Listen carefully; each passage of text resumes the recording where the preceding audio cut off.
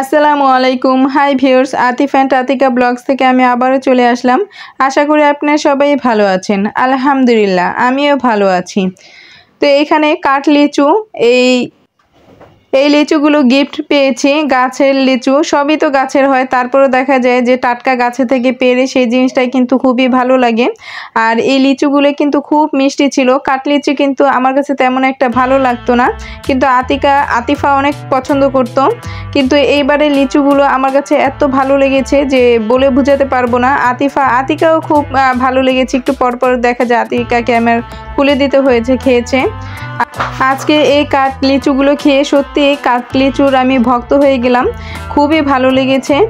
আর আতিফা তো খুবই পছন্দ করেছে। তো অনেকগুলো লিচু এরকম গাছে থেকে পেড়ে একজনে গিফট করেছে। আতিফার বাবা তেমন একটা পছন্দ করে না, তো আতিফা, আতিকা আর আমি এই তিনজনে খুব মজা করে খেলাম, খুবই ভালো লেগেছে। তো আজকে আমি কি রান্না করেছি সেগুলি আপনাদের সাথে শেয়ার করব। আর গরমের মধ্যে রান্না করাটা যে অনেক কষ্ট, তারপরে কিন্তু রান্না করতে হবে, খেতে হবে। আর এখানে আমি বুটের ডাল দিয়ে গরুর মাংস রান্না করব। তো গরুর মাংস কিন্তু অল্প পরিমাণে নিয়েছি, মেন হয়েছে ডালটা রান্না করব। তো এইখানে ছোট ছোট করে একদম গরুর মাংসগুলো পিস করেছি। তো একদম সব মশলা আমি দিয়ে মেখে এরপর বসিয়ে দিব। তো এইখানে গরুর মাংসটাকে ধুয়ে এরপর সব মশলাগুলো দিয়ে দিয়েছি। আদা রসুন বাটা, হলুদ মরিচের গুঁড়ো, ধনিয়া গুঁড়ো, এলাচ, দারচিনি, তেজপাতা সবগুলো একসাথে দিয়ে একদম মেখে এই যে বসিয়ে দিব। আর এইদিকে আমি বুটের ডাল পানিতে ভিজিয়ে রেখেছি, কারণ রান্না করার আগে তো পানিতে ভিজিয়ে রাখলে ডালটা একটু নরম হবে, এর জন্য। আর এখানে আমি এই যে মশলা দিয়ে যে মেখে রেখেছিলাম, মাংসটা এখন কষিয়ে নিচ্ছি ভালোভাবে। তো দেখতেই পাচ্ছেন যে লেগে যাচ্ছে, এর জন্য একটু পানি দিয়ে এরপর কষিয়ে নিব। আর রাইস কুকারের রান্নাটা কিন্তু খুব সহজে রান্না করা যায়। আর আমি যখন এই যে সব কিছু একদম মেখে বসিয়ে দিই তখন কিন্তু আরও সহজ হয়। আর আমি যখন রান্না করতে আসি তখন কিন্তু আমার ছোট বেবিটা আতিকা, ও কিন্তু রান্না করতে চায়, একদম খুন্তি দিয়ে একদম নাড়তে চায়। তো এই যে এখানে আমি কিছুটা পানি দিয়ে দিলাম যেন পোড়া না লাগে। তো ভালোভাবে কষানোর পরে এই যে আমি ডাল দিয়ে এরপর নেড়ে চেড়ে সব মশলার সাথে মাংসের সাথে মিলিয়ে দিব আর কিছুক্ষণ কষিয়ে নিব। তো কষানো হয়ে গেলে এরপর আমি পরিমাণ মতো পানি দিয়ে দিব, এরপর রান্না করে নিব। আর যখন মাংস ডাল একদম সম্পূর্ণ সিদ্ধ হয়ে যায়, যখন হয়ে আসবে তখন কিন্তু আমি এর মাঝে কিছু কাঁচামরিচ দিয়ে দিব। আর নামানোর আগে কিছু জিরার গুঁড়ো দিয়ে দিব। সবসময় কিন্তু আমি জিরা ভেজে এরপর কিন্তু গুঁড়ো করে রাখি, কারণ দেখা যায় মাছ কিংবা মাংস যেটাই রান্না করি নামানোর আগে কিন্তু আমি সেই গুঁড়াটা দিয়ে দিই, জিরার গুঁড়োটা, তাহলে কিন্তু এই ফ্লেভার আমার কাছে খুবই ভালো লাগে। আর এই যে দেখেন ভালোভাবে নেড়ে তেড়ে একদম ঢেকে দিব, কিছুক্ষণ কষিয়ে নিব। আর এটা কিন্তু আমার হাজবেন্ড নেড়ে দিচ্ছে, কারণ ওই কিন্তু যা রাইস কুকারে রান্না করলো ওই রান্না করে। আর আমি এদিকে চুলার মাঝে মাছ বসিয়ে দিয়েছি ভাজার জন্য। তো মাছ ভুনা করব আজকে। আর এইদিকে আমার হাজবেন্ড রান্না করে নিল এই ডালটা। তো এই যে দেখেন প্রায় হয়ে গিয়েছে, আমি কাঁচামরিচ দিয়ে দিয়েছি। তো এখন দিয়ে দিব জিরার গুঁড়ো দিয়ে একটু ঢেকে রাখবো কিছুক্ষণ, এরপর নামিয়ে ফেলবো। মানে হয়ে গিয়েছে এই রান্নাটা। চুলা কিন্তু অফ, কিন্তু এর যে তাপ আছে তার সেই তাপের মধ্যে কিন্তু আমি কিছুক্ষণ ঢেকে রাখবো। আর এদিকে আমি চুলার মাঝে এই যে মাছ বসিয়ে দিলাম। তো তেলে আমি ভেজে নিচ্ছি কড়া করে, উল্টে পাল্টে ভালোভাবে ভেজে নিব। এই মাছটা ভুনা কিন্তু খুবই ভালো লাগে। তো ভুনার মাঝে কিন্তু ভুনাই হবে, কিন্তু ঝোল হবে না তেমন একটা। তো উল্টে পাল্টে আমি কড়া করে মাছগুলো ভেজে নিচ্ছি। আর এই মাছের থেকে আজকে ডিম বের হয়েছে, সেই ডিমগুলো আমি ভুনা করব। তেলের সাথে কিছু পেঁয়াজ কুচি হালকাভাবে আমি ভেজে নিব। এরপর সামান্য পরিমাণ আদা রসুন বাটা, হলুদ মরিচের গুঁড়ো, স্বাদ মতো লবণ, ধনিয়া গুঁড়ো আর একটু পানি দিয়ে মশলাটা আমি ভালোভাবে কষিয়ে নিব। এই যে মশলাটা আমি ভালোভাবে কষিয়ে নিচ্ছি। তো কষানো হয়ে গেলে এরপর আমি মাছটা দিয়ে মশলার সাথে নেড়ে দিব। তো যেহেতু আমি মাছটা কড়াভাবে ভেজে নিয়েছি, তেমন একটা পানি দিতে হবে না, সামান্য পরিমাণ পানি দিয়ে এরপর রান্না করে নিব। আর ঝোলটা যখন শুকিয়ে যাবে, প্রায় মাখো মাখো টাইপের একটা ঝোল হয়ে যাবে, তখন কিন্তু আমি কিছু কাঁচামরিচ দিয়ে মশলাটা যত ভালোভাবে কষানো যায় ততটা কিন্তু মজার হবে। আর আমি হলুদের চাইতে মরিচের পরিমাণ একটু বেশি দিই। সবাই যারা আমার নিয়মিত ভিডিও দেখেন তারা জানেন যে আমি ঝাল খেতে একটু পছন্দ করি, এর জন্য হলুদের চাইতে মরিচের পরিমাণটা একটু তরকারিতে বেশি দিই।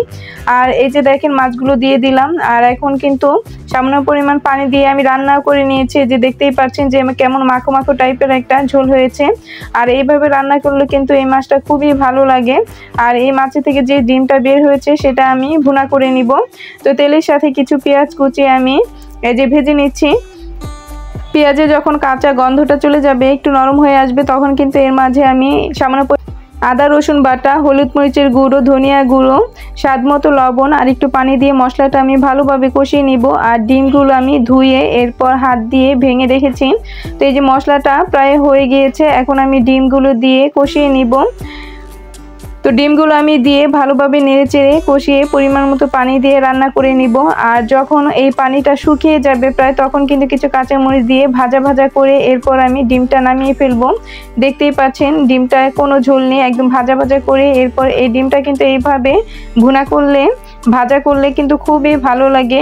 তো মাছের ডিম আমি এইভাবে কিন্তু সবসময় রান্না করি, খুব পছন্দ করে আতিফাও খুব পছন্দ করে, ওর বাবাও। আর এখানে আমি বরবটি আজকে রান্না করব, কি ভাজি করব, সাদা ভাজি। এর মাঝে কিন্তু হলুদ মরিচের গুঁড়া কিছুই দিব না। আর এই বরবটি কিন্তু আমার কাছে খুবই ভালো লাগে। আর আতিফাও কিন্তু বরবটিটা খুব পছন্দ করে, কারণ আমি যেটা পছন্দ করি সেটাই কিন্তু আতিফা পছন্দ করে। মাশাআল্লাহ, ওকে সবকিছু আমি খাওয়া শিখিয়েছি। আতিফার বাবা কিন্তু বরবটিটা একটু পছন্দ করে না, যেইভাবে আমি রান্না করি না কেন ও একটুও নিবে না, একটুও খাবে না বরবটি, কিন্তু আমার কাছে খুবই ভালো লাগে।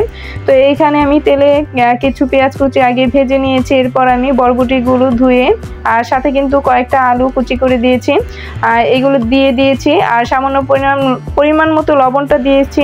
আর এর মাঝে কিন্তু আর কিছুই দিব না, শুধু ভাজা ভাজা করব। যখন সিদ্ধ হয়ে আসবে বরবটি আর আলু, এই যে দেখতেই পাচ্ছেন এখন পানিটা কিন্তু সম্পূর্ণ শুকিয়ে গেলেই আমি নামিয়ে ফেলবো। আর এইভাবে কিন্তু এই সাদা ভাজিটাও কিন্তু বরবটি ভালো লাগে, তরকারিটাও কিন্তু ভালো লাগে। তো আমি সবভাবেই কিন্তু এই বরবটি খাই। তো আজকে ভাবতেছি যে তরকারি রান্না না করে এইভাবে ভাজা করব, তো সেইটাই করলাম, এইভাবে ভাজা করলাম। খুবই কিন্তু ভালো লাগে, আমার কাছে অনেক পছন্দ বরবটি। তো এইভাবে ভাজা করলে খুবই ভালো লাগে। আতিফাও ঝাল যেহেতু হবে না, খেতে পারবে ভালোভাবে। আর এই যে আতিকা, আর আতিকার কিন্তু একটু সাজুগুজু বেশি পছন্দ, যার কারণে ও বাসায় কিন্তু এরকম ড্রেস পরে থাকে। কোথাও বেড়াতে গেলে দেখা যায় যে পরাই, কিন্তু সেটা না, ওর জন্য কিন্তু আমি এই যে এই টাইপের ফ্রক, পার্টি ড্রেস এর জন্য কিন্তু আমি ওর সামনে বের করি না, লুকিয়ে রাখি, কারণ ও দেখলে কিন্তু কান্নাকাটি করে পরার জন্য। আর পরে কিন্তু বসে থাকবে। আর সবসময় বাসায় জুতো পরে থাকে, জুতো কিন্তু পায়ের থেকে খোলে না। দেখা যায় ঘুমানোর সময় আমি তো ওকে পায়ে ঝুলিয়ে অনেক সময় ঘুম পাড়াই, তো ও ঘুমিয়ে গেলে আস্তে করে জুতাটা খুলে এরপরে রেখে দিই। ও কিন্তু সারাক্ষণ বাসায় পরে থাকে, এরকম সাজুগুজু খুব পছন্দ করে। আতিফা কিন্তু আবার এরকম ছিল না যে জুতা বাসায় পরে থাকে, এরকম ড্রেস বাসায় পরে থাকে, যে কোথাও গেলে পরতো। আর ও বাসায় পরে থাকে, ওর কাছে খুব ভালো লাগে। তো দেখা যায় গরমের মধ্যে সবসময় এরকম ড্রেস পরে থাকতে কেমন একটা বিরক্ত লাগে কিংবা গরম লাগে, সেটা তো ওর বুঝে না। ও এইগুলো পছন্দ করে দেখে ওর কাছে ভালো লাগে পরতে। আর আমি কিন্তু লুকিয়ে রাখি এর জন্য এখন, যে সাদা যে কোনো পাতলা ড্রেস পরলে কিন্তু সুতির গরমের মধ্যে একটা শান্তি, সেটা তো ওর বুঝে না। ও এইগুলো পছন্দ করে দেখে এটাই পরে থাকে, এই জন্য আমি লুকিয়ে রাখি যেন ও না পরতে পারে এইগুলো। আর কোথাও বেরোতে গেলে যেহেতু ও পছন্দ করে তখন পরাই। আতিকা কিন্তু একটু অন্যরকম হয়েছে আতিফার চাইতে, কিন্তু আতিফা আগে সবসময় চুপচাপ পছন্দ করতো, আর এক জায়গায় ওকে খেলনা দিলে এক জায়গায় বসে খেলতো। আর আতিকা কিন্তু তার উল্টাটা হয়েছে, ও কিন্তু এক জায়গায় বসে থাকে না, অনেক দৌড়াদৌড়ি করা, অনেক চঞ্চল। একটু গান শুনলে কিংবা কিছু অনেক সুন্দর করে নাচতেও পারে, কিন্তু খুব সুন্দর করে মিউজিকের সাথে সাথে একদম সুন্দর করে নাচে। তা আমার কাছে কিন্তু খুবই ভালো লাগে আতিকার চঞ্চল এইগুলো ভাব দেখে। আশা করি আমার ভিডিওটা না টেনে সম্পূর্ণটা দেখবেন, আর পুরো ভিডিওটা দেখলে অবশ্যই ভালো লাগবে। আর ভালো লেগে থাকলে অবশ্যই লাইক, কমেন্ট, সাবস্ক্রাইব করে পাশে থাকবেন। আর আমার পেজে থেকে যারা দেখছেন অবশ্যই লাইক, ফলো এবং শেয়ার দিয়ে দিবেন। আপনাদের লাইক, ফলো, শেয়ার এবং সাবস্ক্রাইব আমার কাছে খুবই গুরুত্বপূর্ণ, কারণ আপনাদের সাবস্ক্রাইব কিংবা লাইক, শেয়ার, ফলো পেলে আমি কিন্তু ভিডিও করার জন্য খুব উৎসাহিত পাই। তো এইভাবে লাইক, কমেন্টস করে পাশে থাকবেন আশা করি। তো সবাই ভালো থাকবেন, সুস্থ থাকবেন, দেখা হবে পরবর্তী ভিডিওতে।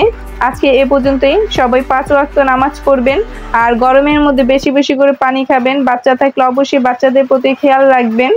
আজকে এ পর্যন্তই। আল্লাহ হাফেজ।